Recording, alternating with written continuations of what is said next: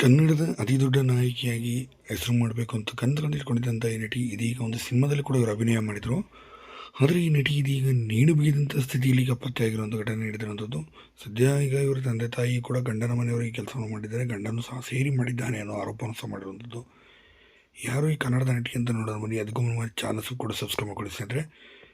ಇನ್ನು ಕನ್ನಡ ಸಿನಿಮಾ ರಂಗದಲ್ಲಿ ಸಾಕಷ್ಟು ಹೆಸರು ಮಾಡಬೇಕು ಅಂತ ಇಟ್ಕೊಂಡಿದ್ದಂಥ ಈ ನಟಿ ಲಾಕ್ಡೌನ್, ಅಸುರ ಹೀಗೆ ಸಾಕಷ್ಟು ಸಿನಿಮಾಗಳನ್ನು ಕೂಡ ಇವರು ಮಾಡಿದ್ರು.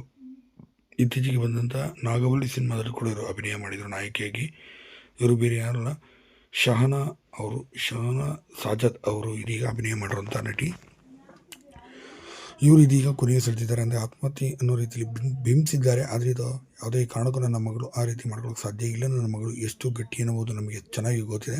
ಇದು ಖಂಡಿತವಾಗಿ ಅವನು ಗಂಡನೆ ಮಾಡ್ತಾರಂಥದ್ದು. ಮದುವೆಯಾಗಿ 1 ವರ್ಷ ಆಯಿತು. 1 ವರ್ಷದಿಂದ ಕೂಡ ಆಕೆಯ ಮೇಲೆ ಸಾಕಷ್ಟು ಅನುಮಾನ ಮತ್ತು ಕಿರು ಕೂಡ ದಿನ ಪ್ರತಿನಿತ್ಯ ಕೊಡ್ತಿದ್ದ, ಮತ್ತು ವರದಕ್ಷಿಣೆ ಕಿರುಕುಳ ಸಾಹಿತ್ಯ ಕೊಡ್ತಿದ್ದ ಅಂತ ಹೇಳಿ ಸಾಕಷ್ಟು ಆರೋಪಗಳನ್ನು ಕೂಡ ಮಾಡಿದ್ದಾರೆ. ಶಹನಾ ಸಾಜದ್ ಅವರು ಇದೀಗ ಕೊನೆಯ ಸೆಳೆದಿದ್ದಾರೆ. ಲಾಕ್ಡೌನ್ ಸಿನಿಮಾದಲ್ಲೂ ಕೂಡ ನಾಯಕಿಯಾಗಿ 2025ರಲ್ಲಿ ಬಂದಂಥ ಈ ಸಿನಿಮಾ ಒಳ್ಳೆ ಹಿಟ್ ಕೂಡ ಪಡೆದುಕೊಂಡಿತ್ತು. ಮೂಲತಃ ಮಂಗಳೂರಿನ ನಟಿಯಾಗಿದ್ದಾರೆ ಅಂತಲೇ ಸಹ ಹೇಳ್ಬೋದು.